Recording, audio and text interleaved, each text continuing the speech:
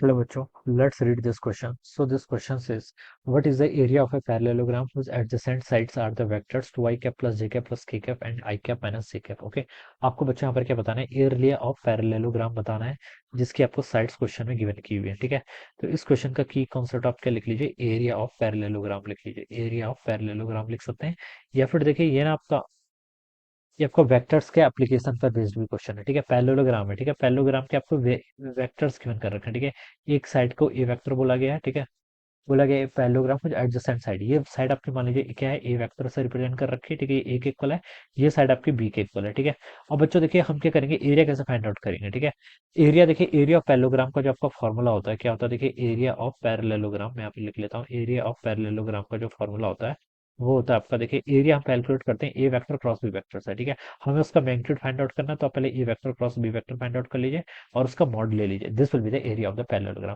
ये देखिए होता कैसे, जैसे देखिए पैरेललोग्राम की एक साइड ए है, दूसरी साइड बी है। ठीक है, ये एंगल कितना होगा? थीटा। तो मैं बता सकता हूँ ये वाली जो साइड हो जाएगी, ठीक है, ये वर्टिकल हाइट, ये कितनी हो जाएगी आपकी बी साइन थीटा के इक्वल। ठीक है, अब इन दोनों को मल्टीप्लाई कर लीजिए, A into B sine theta, उसको हम क्या लिख सकते हैं? A B sine theta. ठीक है, तो यही आता है। देखिए ए क्रॉस बी को ओपन करेंगे तो ए बी साइन थीटा।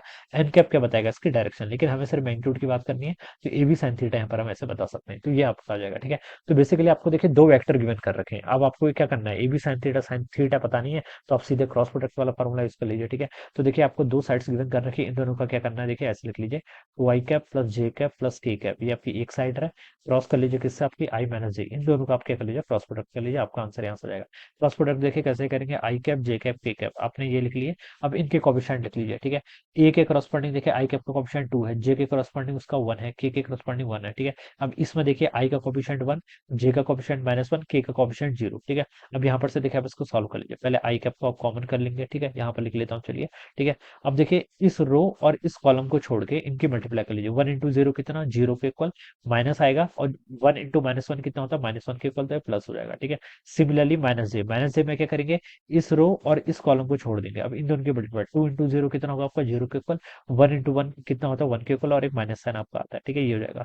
फिर आपका प्लस के कैप। ठीक है, फिर मल्टीप्लाई कर लीजिए, 2 इंटू -1। ठीक है, इस रो को और इस कॉलम को छोड़ देंगे। अब ये हो जाएगा 2 इंटू -1, और इसको 2 इंटू -1 कितना होता है आपका? -2, 1 माइनस का साइन आएगा, 1 इंटू वन कितना? 1 के इक्वल, तो ये इतना हो जाएगा। इसको देखिए सॉल्व कर लीजिए, आपका आई कैप, ठीक है, प्लस आपके यहाँ से जे कैप -3 के कैप, ये आपका आ जाएगा। ठीक है, आपको यहाँ पर मैग्नीट्यूड बताना है इसका। ठीक है, तो ये मैग्नीट्यूड क्या हो जाएगा आपका? देखिए इसका आप मॉड ले लीजिए। ठीक है, वेक्टर्स का मॉड देखिए कैसे लेते हैं आपको पता है, आई कैप के कोफिशिएंट का स्क्वायर प्लस आपका जे कैप के कोफिशिएंट का स्क्वायर प्लस के कैप के कोफिशिएंट का स्क्वायर, इनको ऐड कर लीजिए। ठीक है, तो 3 का स्क्वायर 9 और ये 11, तो ये अंडर रूट 11 के इक्वल आ जाएगा। ठीक है, so this will be the answer, included 11 units, this will be the answer of this question. ठीक है, ये क्या हो जाएगा? इसका एरिया ऑफ पैरेललोग्राम हो जाएगा। तो इस तरीके से बच्चों हम क्या करेंगे? उस क्वेश्चन को सॉल्व करेंगे। Alright, so I hope you all understood this concept. All the best and thank you.